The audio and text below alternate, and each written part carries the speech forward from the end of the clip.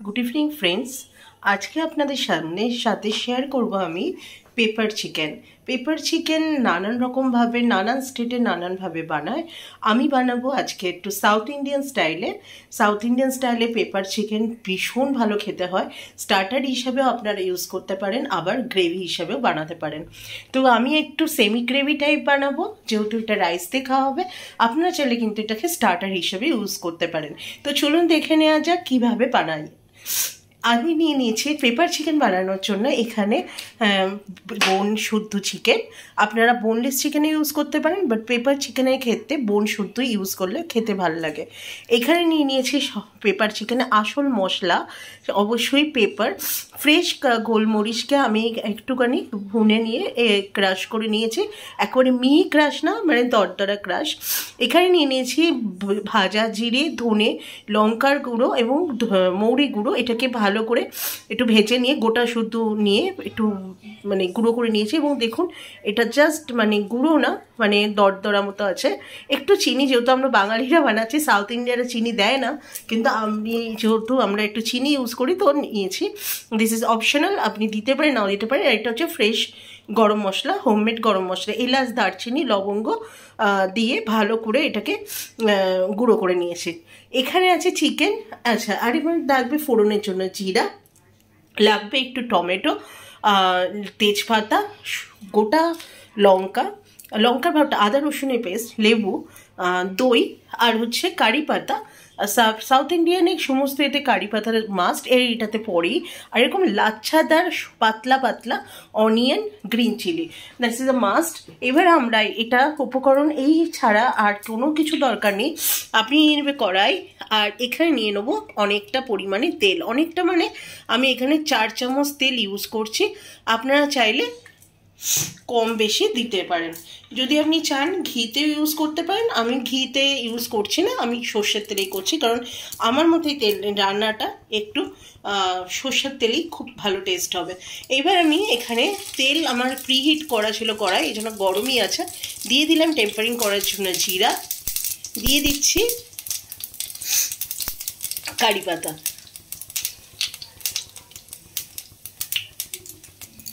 আমি যেহেতু মানে হায়দ্রাবাদে ছিলাম 14 ইয়ার্স, তো এটা আমার ভীষণ একটা favourite, one of the favourite recipe.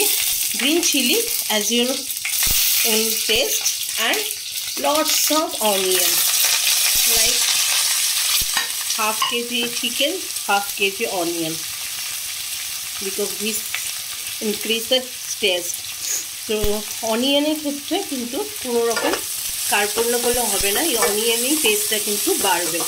তো এই অনিয়ন যখন আমরা ফ্রাই করব সেই সময় একটুখানি সল্ট দিয়ে দেবো, যাতে আমাদের অনিয়নটা একটু ভালো করে সফট হয়ে যায় আর সাথে ব্রাউন হয়ে যায়।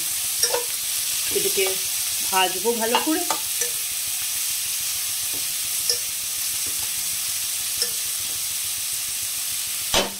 যখন এটা ভাজা হচ্ছে,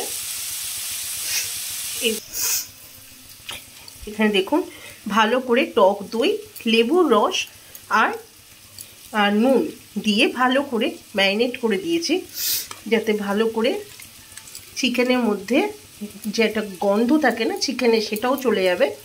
আর টক দইতে চিকেনটা একটু সফটও হবে।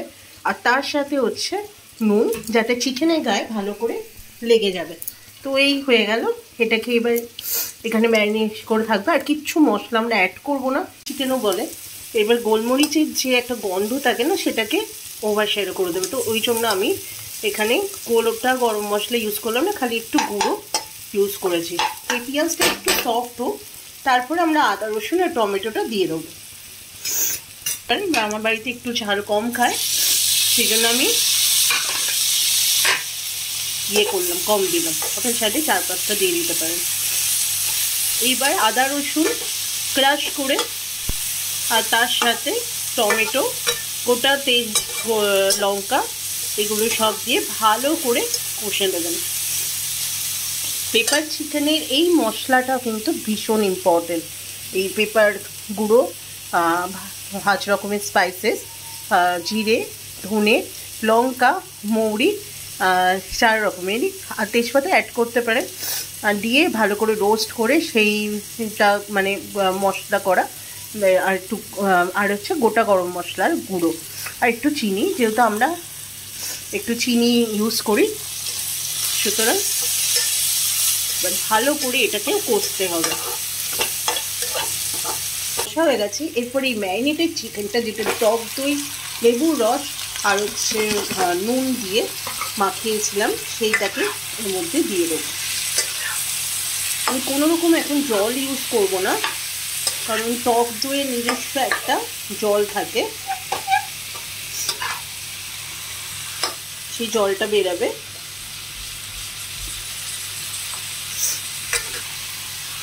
আর গ্যাসটা একটু হাইতে রাখবেন, হাইতে দিয়ে এটাকে ভালো করে একটু নাড়বেন। আমি গ্যাসের হাইতে রেখেছি। চিকেনে যতক্ষণ না কালারটা একটু চেঞ্জ হচ্ছে ততক্ষণ একটু ভালো করে নাড়তে থাকবে।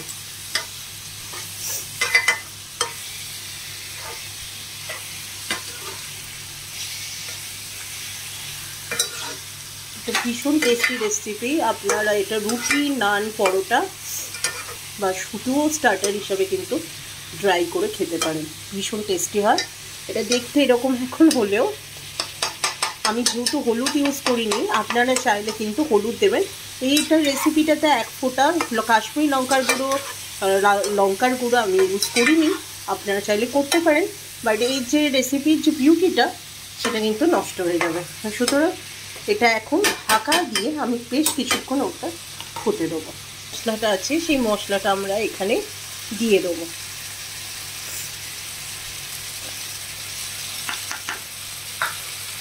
মশলাটা দিয়ে দিলাম। এবার এই মশলাটা দিয়ে আবার ভালো করে 2-3 মিনিট নাড়িয়ে নেব, যাতে সমস্ত মশলা চিকেনের গায়ে মশলাটা লেগে যায়। নিয়ে এবার স্লো আঁচে দিয়ে এটাকে হতে দেবো, কারণ আমরা এর মধ্যে কোনো জল অ্যাড করব না, এই দইয়ের জলে আর চিকেনের জলেই কিন্তু এটা হয়ে যাবে। তো সুতরাং আমরা এটাকে ভালো করে, মশলাটা যার কিচ্ছু দেওয়ার দরকার নেই, এবার এটাকে ভালো করে হয়ে যাবার পর্যন্ত, দেখুন কালারটাও কিন্তু চেঞ্জ হয়ে গেছে। আরও যখন এটা কষে যাবে এটা কালার আরও চেঞ্জ হবে। এবার এটাকে এইভাবে হতে দিই, দিতেও পারেন নাও দিতে পারেন, অনেকে এটা ঘিতে বানায়, আমি ঘিতে বানাচ্ছি না, কিন্তু লাস্টে একটা ঘিয়ের অ্যারোমা দিয়ে দিলাম। আর একটুখানি দিয়ে দিচ্ছি পেপার গুঁড়ো লাস্টের দিকে, যাতে পেপারের একটা এসেন্স থাকে। একদম ফ্রেশলি পেপার,